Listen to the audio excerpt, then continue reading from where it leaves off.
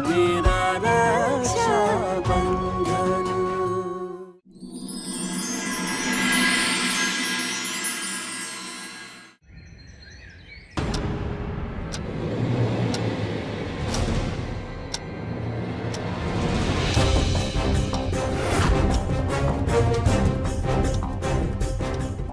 शिवा,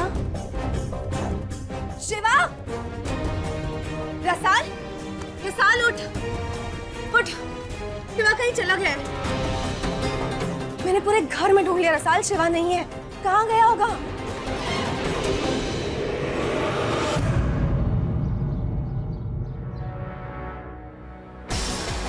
मैं बर्बाद हो गई जीजा साहब, मैं बर्बाद हो गई। जब जीजी सा को ये सब पता चलेगा तो जीजी के कालजे पे कैसी छुरियां चलेगी।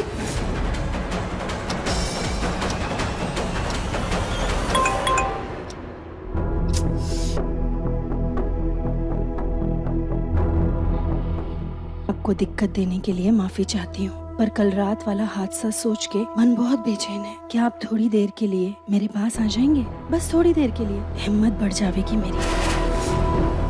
कौन है? किसका मैसेज है इतनी सुबह सुबह? वो सुजानगढ़ वाले सिंह साहब का है।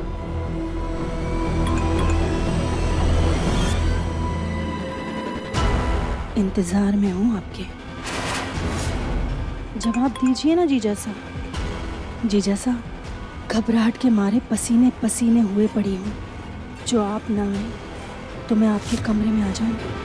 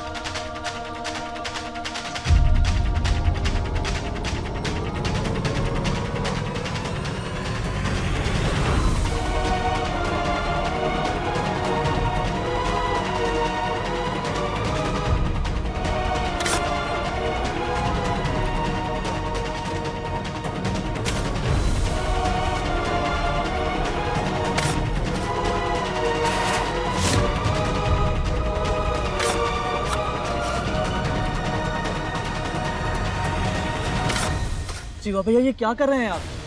ऐसा करने से आपकी जान खतरे में पड़ सकती है। इससे तो अच्छा है कि सड़क का निर्माण ही ना हो। आपकी जान के बदले नहीं चाहिए हमें पक्की सड़क। मैंने कहा ना कि मैं इन बातों में विश्वास ना रखता।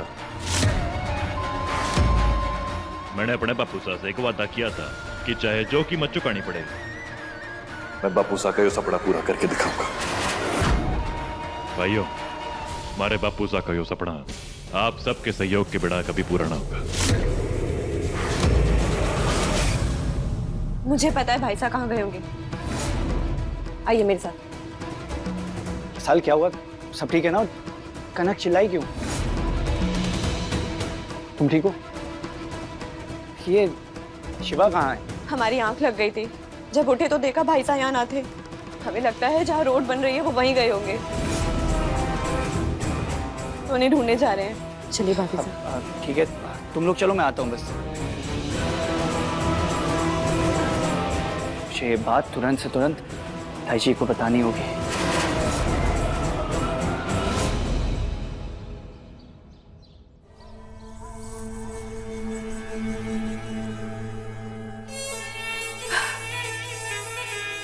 यो सब के तमाशा है वृंदा।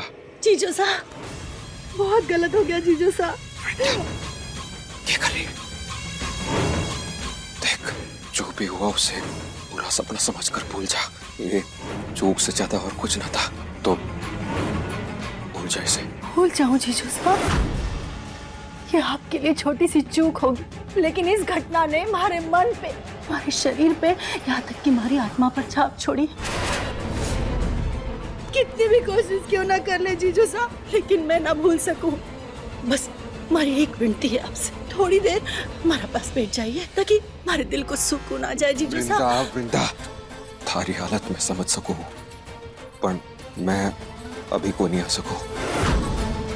और वैसे भी इंसान को अपने विचारों से खुद लड़कर जीतना होता है। तू भी कोशिश कर और भूल जाइए सब। जरा सोच के देखो, जो ये पक्की सड़क बन गई तो गांव के बच्चे स्कूल जल्दी पहुंचेंगे, किसान मंडी और शहर तक अपना सामान जल्दी पहुंचा पाएगा, महिलाएं बूढ़े बुजुर्ग सब इलाज के लिए बड़े अस्पताल भी जा पाएंगे। ये सड़क बनाना किसी यज्ञ से कम है। और कभी कभी यज्ञ करने में हाथ जल जाते हैं, इसका यो मतलब थोड़ी है कि यज्ञ करना ही छोड़ दें। जितनी शक्ति अंधविश्वास में है ना, उससे घनी ज्यादा ताकत विश्वास की होवे। विश्वास जगाओ भाइयों कि यो सड़क बनेगी और सबका भला होगा। विश्वास जगाओ। आख्या तो बंद कर लिए जीजू साहब अपने मारा लिए। आपको भी ना आना मत आओ, लेकिन मैं इंतजार करूंगी आपका।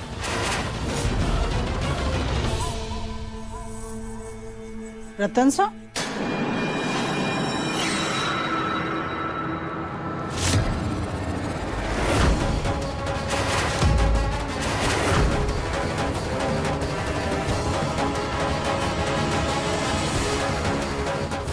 आप यहाँ अकेले क्या कर रहे हैं? वो सर दर्द हो रहा था तो सोचा गोली ले लूं, तो पानी लेने जा रहा था। रोज आपके सिराने जग भर के पानी रखा रहता है, वो आपको दिखाई ना दिया? वो बताया ना, दर्द से सर इतना भन्ना रहा था कि कुछ नजर ना आया। अरे तो मुझे जगा दिया होता। इतना दर्द झेलने की क्या जरूरत थी? चलिए आइए मेरे साथ, आइए अंदर चलिए।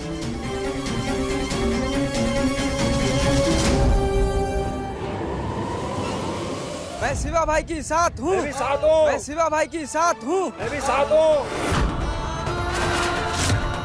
तो चलो भाइयों, काम शुरू करें।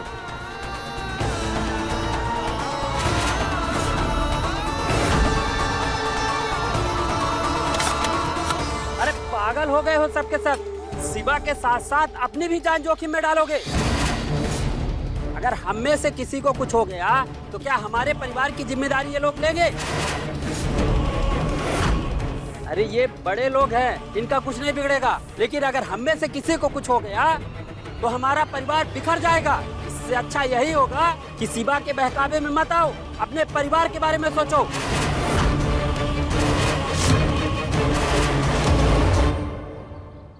आप होंगे राणा रतन सिंह,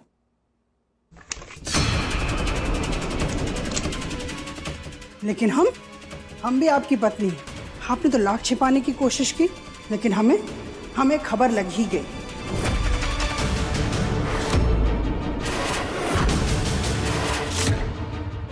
के पता चल गया। वही जो आपने हमसे छिपाने की कोशिश की। शराब पी के आपने कार का एक्सीडेंट कर लिया ना, और मैं दादी सा को ऐसे ही छोड़ छाड़ कर यहाँ भागकर चली आई। लेकिन आप तो शराब शब्द से नफरत करते हैं, फिर आपने उसे हाथ में कैसे लगा ली? वो सुजानगढ़ के सिंह साहब के जन्मोत्सव में गलतफहमी में शराब कोल्ड ड्रिंक समझ के। अरे छोड़िए ना पूर्णिमा जी, हम क्या पहले से ही कम परेशान हैं जो आप और सुना रही हैं हमें। ये अच्छा है, शराब पीकर एक्सीडेंट करें और चोट लगवाएं, और चोट लग जाए तो सेवा हम ही से करवाएं। बहुत अच्छा।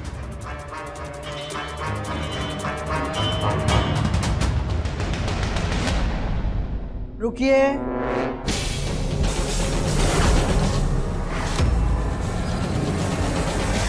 ये हमारे कमरे में क्या कर रही है?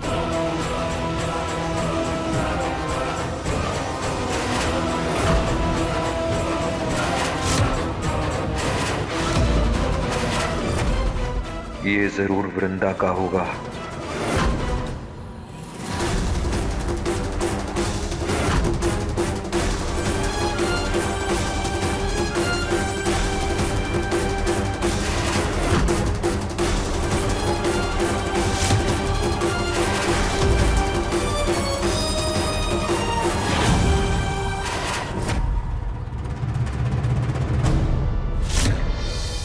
अंधविश्वास यो है कि जो कोई भी सड़क का काम शुरू करवाए ना, जान भी उसी की जाती है। यानी कि जो होगा मन्ने होगा।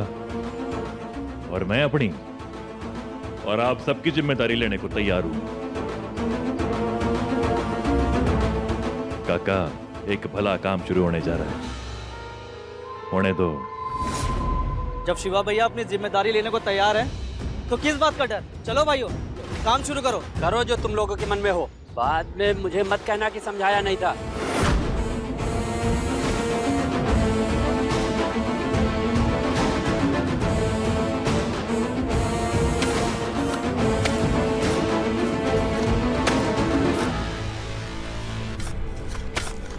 शिवा, भाई साहब, ये हुआ? सुधरना नहीं है ना तुझे? क्या बात हो गई? भाई साहब छोड़िए, चलिए आप। लाडो, नहीं, चलिए।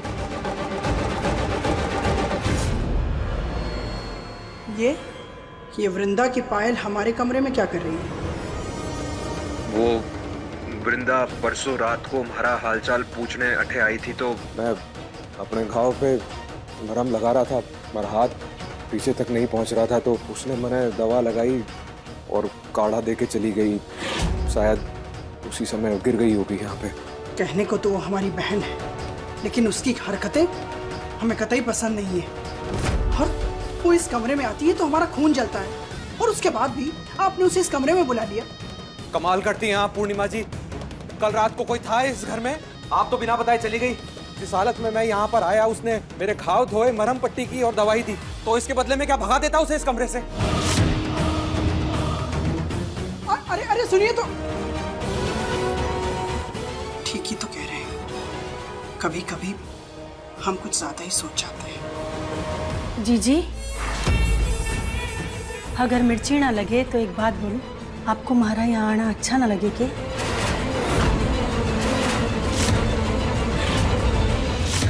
लाडो, ये हो गया? भाई साहब छोड़ दीजिए ये काम, नहीं चाहिए हमें पक्की सड़क।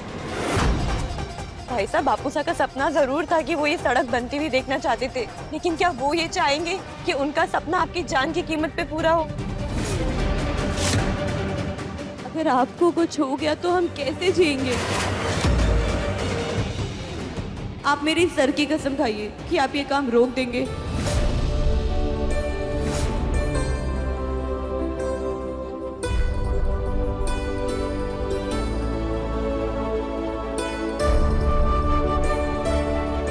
ओ हमारी लाडो, यो देख रही है? यो रक्षा बंधन है जो हमारी बहन ने हमारी कलाई पे बंधा है, और हमारे को इस बात का पूरा विश्वास है कि जब तक हमारी कलाई पे सारी यो राखी बंधी हुई है ना, हमारा कोई कुछ ना बिगाड़ सकता। दीपक ज्योति जैसा बंधन, तेरा मेरा रक्षा बंधन। मतलब तुझे सुननी ही नहीं है ना किसी की बात? तू भूल गया कल क्या हालत थी तेरी? शिवा, तूने क्या कहा था कि हर फैसले में हम दोनों की रजामंदी होनी चाहिए।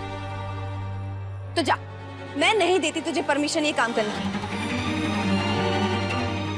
अब बोल। और अगर तुझे फिर भी तुझे जिद करनी है ना, तो एक काम कर, पहले मुझे डिवोर्स दे। हाँ, क्योंकि मैं तेरी बेवा बनके तो जिंदगी भर नहीं रह सकती हूँ। दे, डिवोर्स दे ना। अरे मेरी पढ़ी लिखी बेवकूफों, तुम दोनों ने क्या कॉलेज में अंधविश्वास पर यकीन करना सिखाते थे? रही इत्तेफाक की बात है कि कल सड़क का काम शुरू हुआ और कल ही गर्मी के कारण हमारी तबीयत थोड़ी सी खराब हो गई। अब तुम दोनों ने इस बात को एक अफवाह के साथ जोड़ दिया, पर क्या ये सोचा कि ये अफवाह और ऐसी बातें अब भी क्यों हो रही है? आओ हमारे साथ। अब आओ तो सही।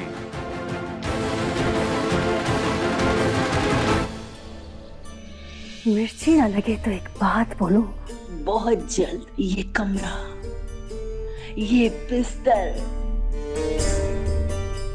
और जीजू साहब खुद मेरे होंगे।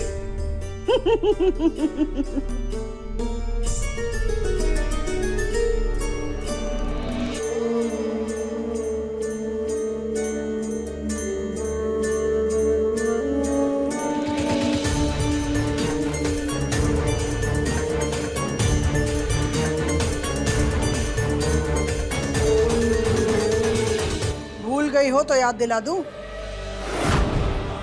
विधवा औरतें साज श्रृंगार और जेवर से दूर रहती हैं।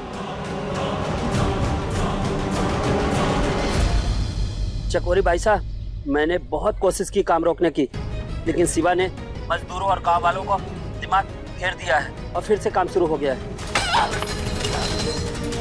मैंने तुझे काम रोकने के पैसे दिए थे, ना सुनने की नहीं। अभी कभी हवेलिया, उन नोटों की गड्डी वापस दे मुझे।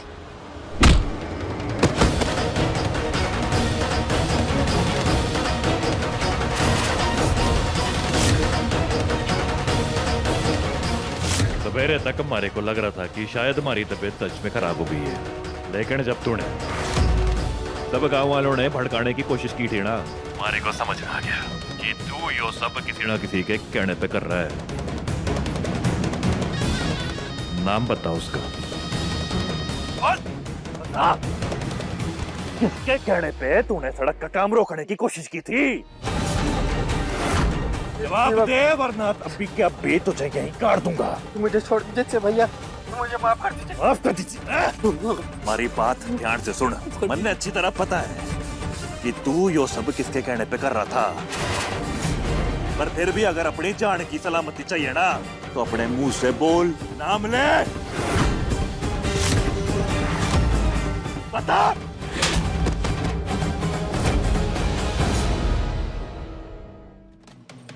जीजी, जीजी, तूने मेरा कड़ा और ये अंगूठी इसे हाथ लगाया। तू जानती है ना, ये रतन शाह ने शादी के चढ़ावे में मुझे दिया था। और ये लिपस्टिक, ये मिटा छोड़िए, छोड़िए। कैसे बोल सकती हो आप, है ना जीजी? तुम्हारे याद दिलाने के लिए, बार बार मुझे याद दिलाने के लिए कि मैं बेवा हो चुकी हूँ। ब्याह के दिन ही मेरे पति चले गए, लेकिन वो अकेले ना गए, साथ ले गए मेरा साथ सिंगार, मेरे अरमानों की चिता साथ में जला के गए हैं वो। और आज आपने जो ये अंगूठी और जेवर छीने ना, जिस बेइज्जती से भूलूंगी नहीं। अरे सामने टेबल पे रखे थे, मैंने पहन ली, तो ऐसा कौन सा बड़ा गुनाह कर दिया? तुम्हारी भी कोई इच्छा है? ओह, कहीं ऐसा तो नहीं कि आप सुहागन हैं, मैं विधवा हूं। आप बड़ी किस्मत वाली हैं और मैं बड़ी ही बदकिस्मत औरत हूं। क्यों? क्योंकि जीजा सा आपके साथ है। अब जरा सोचिए कि कल को अगर जीजा सा आपके साथ ना रहे, फिर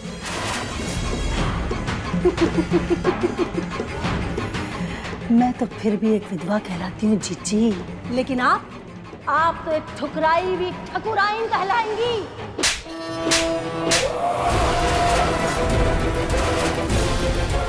यहाँ से निकल जा चुपचाप, वरना हवेली से धक्के मार कर निकाल दूंगी। दूर हो जा मेरी नजरों से।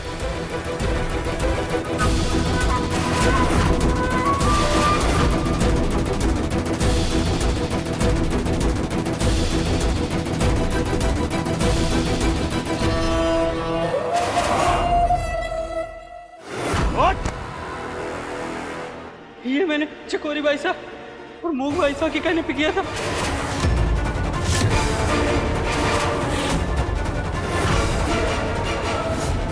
उन्होंने मुझे इस काम के पैसे दिए। चकोरी रानी, इस बेवकूफ आदमी ने तुम्हारी लुटिया डुबा दी। आज के बाद इस सड़क के आसपास भी दिखाना तो शिवा का कहर झेलना पाएगा। चल निकल। अभी आप दोनों के मन में कोई शक बाकी है? सच्ची में पिचकी हो गई भाई साहब, हम सब घबरा गए थे। सॉरी। तो अगर आपने भी हमारे को सॉरी वोरी कहना तो कह सकती हो। सॉरी बोले मेरी जुत्ती, और मुझे कोई परवाह वरवाह नहीं होने लगी थी तेरी, कोई रिस्क नहीं लेना था, बस इसलिए यहाँ तक चली आई। मुझे कुछ पड़ी नहीं। ओके भाई साहब, भाभी साहब को पड़ी भी ना है और फिर भी आपके पीछे पीछे यहाँ तक आ गई। कहे या ना कहे, लेकिन आपकी फिक्र में ना पागल हो गई थी वो। दिख रहा है।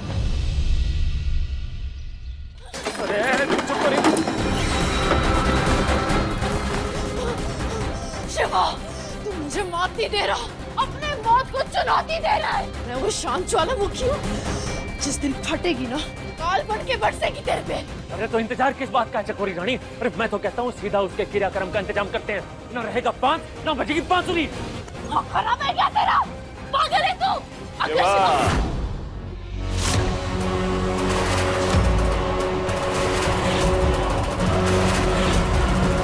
ये शिवा अपने बापू सा के कातिलों के बीच यूं ही बिना अपनी और अपनी बहन की सुरक्षा का इंतजाम किए आके खड़ा हो गया। यू ही कहना चाहती थी ना? मानना पड़ेगा चकोरी मासा, गणेश आते रहो। आ जाइए।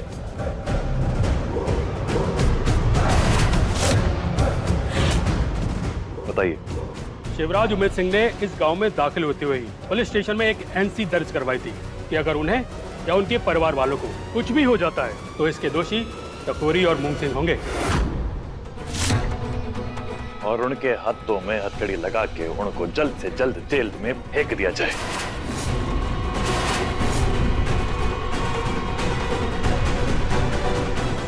बयान की एक कॉपी वकील साहब के पास भी जमा है।